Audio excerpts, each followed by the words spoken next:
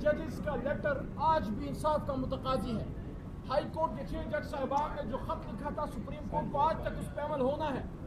اور اس کے ساتھ ساتھ میں آخر میں پھر یہ کہنا چاہتا ہوں کہ پاکستان تحریک انصاف کا حق ہے کہ ہم ہماری خواتین کا، ہماری بچیوں کا، بیٹیوں کا جو حق ہے، جو عمران خان کے گھر کا، علی محمد کے گھر کا حق نہیں ہے.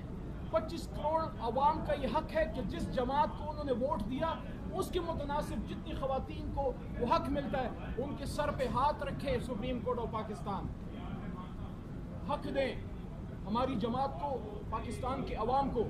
اور ایک اور بھی قانونی نقطہ ہے سامنے میں رکھ دوں، حالانکہ ہمارے وکیل جناب سلمان اکرم راجہ صاحب نے میں سمجھتا ہوں بہت بہتر طریقے سے بینچ کے سامنے بھی رکھا. میں اتنا بڑا وکیل نہیں ہوں لیکن تھوڑا بہت سمجھتا ہوں. ریویو پٹیشنز میں کبھی بھی فیصلے کے میرٹس کو ٹچ نہیں کیا جاتا. ریویو پٹیشن میں صرف یہ دیکھا جاتا ہے کہ فیصلے میں اگر کوئی تھوڑا بہت قانونی سکم ہے اس کو دیکھ لیا جائے. اسی سپریم کورٹ کی میجورٹی ججمنٹ ہمارے حق میں موجود ہے کہ ہماری جماعت کو بطور جماعت، پارلیمانی جماعت تسلیم کیا گیا، تحریک انصاف کو بطور جماعت الیکشن لڑنے کے حق کو تسلیم کیا گیا.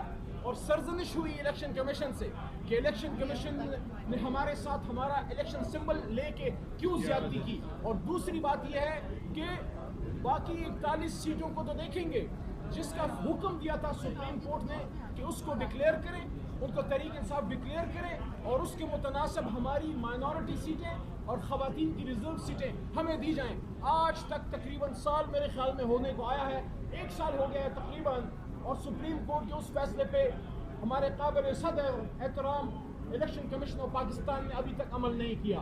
اور ریویو پٹیشن میں دوبارہ میں یہ کہہ دوں کہ عام طور پہ ہم نے یہ پڑھا، پاکستان میں بھی پڑھا اور قانون کی اسٹڈی میں لندن سے بھی یہ پڑھا کہ ریویو پٹیشن میں عمومی طور پہ ایز آف پریکٹس وہی جج صاحبان بیٹھتے ہیں جنہوں نے اوریجنل فیصلہ لکھا ہو.